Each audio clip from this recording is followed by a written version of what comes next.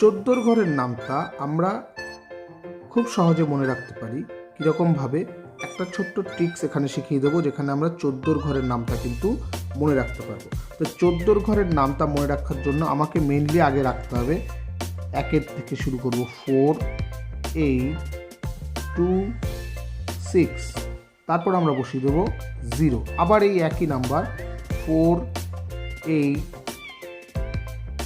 2 6 0।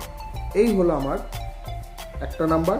এবং বাদ বাকি এবার দশকের ঘরের দিকে যে অংশটা সামনে লিখবো আমরা কত, 1 2 3 বাদ দিয়ে 4 5, আবার 6 বাদ দিয়ে 7 8 9 10 বাদ দিয়ে 11 12 13 বাদ দিয়ে 14।